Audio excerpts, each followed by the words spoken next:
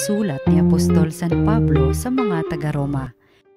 Mga kapatid, hindi na tayo alipin ng likas na hilig ng laman, kaya hindi na tayo dapat mamuhay ayon sa laman, sapagkat mamamatay kayo kung namumuhay kayo sa laman, ngunit kung pinapatay ninyo sa pamamagitan ng Espiritu Santo ang mga gawa ng laman, mabubuhay kayo.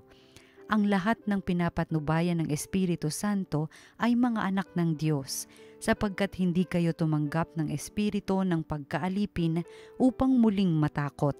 Ang tinanggap ninyo ay espiritu ng pagiging anak, at ito ang nagbibigay sa atin ng karapatang tumawag ng Ama, Ama ko.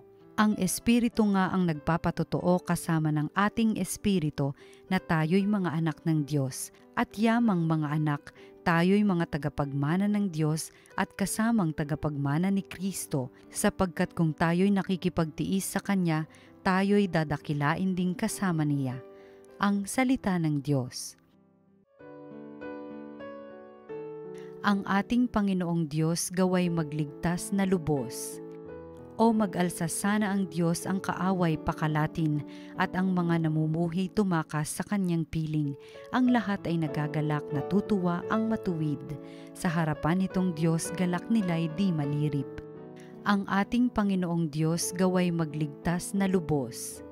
Ang Diyos na naroon sa tahanan niyang templo, tumitingin sa ulilat sanggalang ng mga balo. May tahanan siyang laan sa sino mang nalulungkot. Ang bilanggo'y hinahango upang sila ay malugod. Ang ating Panginoong Diyos gaway magligtas na lubos. Purihin ang Panginoon, ang Diyos nating nagliligtas, at may dala araw-araw ng pasanin nating hawak. Ang ating Diyos ay isang Diyos na ang gawa ay magligtas. Ang Diyos ang Panginoon, Panginoon nating lahat.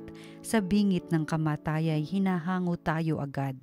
Ang ating Panginoong Diyos gaway magligtas na lubos. Ang mabuting balita ng Panginoon ayon kay San Lucas.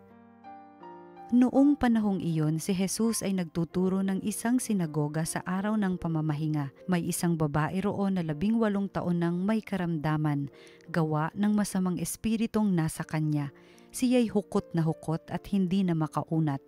Nang makita ni Jesus ang babae, tinawag niya ito at sinabi, "Magaling ka na sa iyong karamdaman." At ipinatong ni Jesus ang kanyang mga kamay sa babae. Noon din nakaunat ito at nagpuri sa Diyos. Ngunit nagalit ang tagapamahala ng sinagoga sapagkat nagpagaling si Jesus sa araw ng pamamahinga. Kaya't sinabi niya sa mga tao, "May 6 na araw na inilaan upang ipagtrabaho. Pumarito kayo sa mga araw na iyan upang magpagaling at huwag sa araw ng pamamahinga." Sinagot siya ng Panginoon, "Mga mapagpaimbabaw, hindi ba't kinakalag ninyo sa sabsaban ng inyong baka o asno at dinadala sa painuman kahit araw ng pamamahinga? Ang babaeng ito na mula sa lipi ni Abraham ay ginapos ni Satanas sa loob ng 18 taon. Hindi ba dapat na siya'y kalagan kahit na araw ng pamamahinga?" Napahiya ang lahat ng kalaban ni Jesus sa sagot niyang ito. At nagalak naman ang madla sa mga kahangahangang bagay na ginawa niya. Ang mabuting balita ng Panginoon. Pinupuri ka namin, Panginoong Hesukristo.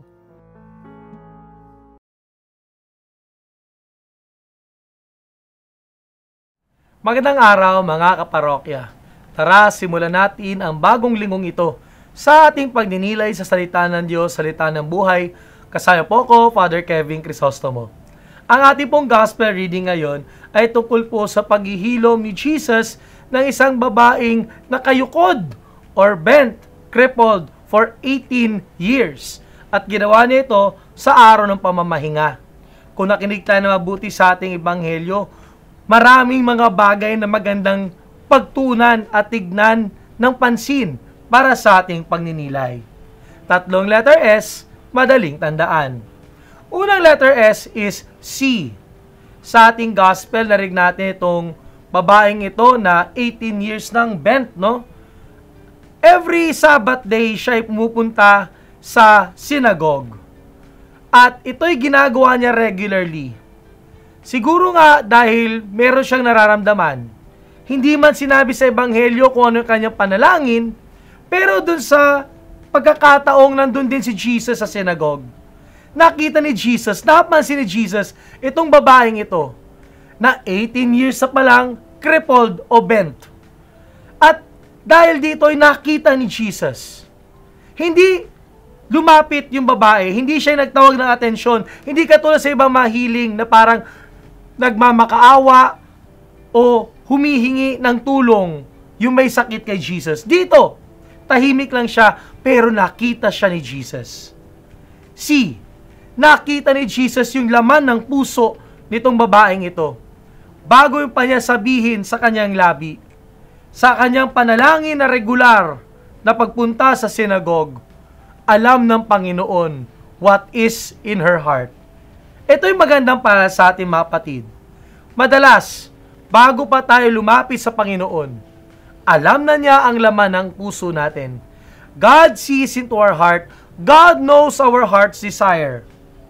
At mga kapatid, ito'y pagpapakita na ang Diyos natin mabuti. Alam niya kung ano yung nakabubuti sa atin at alam niya kung ano yung tunay na kailangan nating sapagkat nakikita niya ang laman ng puso natin. At anong ginawa ni Jesus? Pangalawang letter S, straight.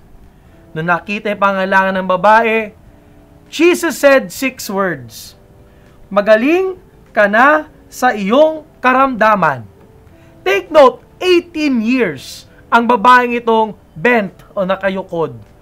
Pero ang kailangan lang 6 na salita. 6 words lang to heal that 18 years of being crippled, of being bent down. At nakita natin dito ang kakayahan ng Panginoon na tuwirin ang ating mga pangailangan ng ating puso, ang ating karamdaman. Pero hindi lang naman ito ang pinatuwid ni Jesus. Sabi nga, ang title daw po dapat itong gospel na ito is back to back. Bakit? Hindi lang siya nagpagaling doon sa nakayukod ang likod, pati nakayukod ang kalooban, yung caretaker po ng synagogue. Noong nakita kasi niya napagaling ni Jesus ito at nagkataong Sabbath day, at siguro para makaiwas ng chismis, hindi na kinompronta si Jesus. Ginawa niya, sinabihan yung mga tao, wala nang uulit ha, ang pagpapagaling, may 6 days naman. Huwag sa araw ng pamamahinga. Nung nalaman ni Jesus yung ganitong kaisipan, kinorekt din ito ni Jesus. Tinuwid, in-straighten din ito ni Jesus. Sabi niya, kayo, mga Hudyo, masyado kayo mahigpit. Yung hayop na kailangang kalagin sa kanyang pagkakatali, kahit Sabbath day, exemption to the rule yun. Pero ito, na nakatali sa kanyang pagkakasakit, bakit hindi ninyo palayain? At ang yung pangatlong letter S, set free. Gusto ng Panginoon na makalaya tayo. At dito sa back-to-back healing na ito, pinagaling din yung likod nitong caretaker ng synagogue. Kasi gusto din niyang palayain siya sa maling pag-iintindi sa batas na masyadong mahigpit at nakakalimutan na ang kahalagahan nito na ang batas ay ginawa para sa kabutihan ng tao at ang tao ay hindi ginawa para lang sumunod sa batas. Ito ay nais din ng Panginoon sa atin. Gusto tayong palayain. Palayain hindi lamang sa ating pisikal na pagkakayukod, kundi pati na rin sa ating espiritual na pagkakayukod. Mga maling ugali, mga maling pag-iisip, ang ating buhay ng kasalanan, mga maling relasyon, mga hindi tama sa buhay natin. Gusto ng Panginoong palayain tayo at matuwid muli nang sa gayon ang ating pamumuhay ay maging balik sa mabuti. 3 letter S, madaling tandaan. Makikita natin sa pagpapagaling ni Jesus sa babaeng nakayukod. Pati na rin doon sa caretaker ng synagogue na nakayukod ang kalooban. See? Straight? Set free. Nakikita ng Panginoon natin pangailangan bago pa natin sambitin. At nais niya tayong makalaya sa pisikal at pangkaloobang pagkayukod. Tuwirin upang maging maayos muli. Let me pray for you and pray over you. Panginoon Kristo, papasalamat kami sa biyaya ng paghihilom. Kami po, Panginoon, in our own little way, sa aming buhay, nakayukod din. Hindi man ito sa katawan, kundi minsan sa aming kalooban, sa aming pagiging pasaway at masuwayin sa iyong kalooban sa amin. Panginoon, dulutan mo kami ng paghihilom.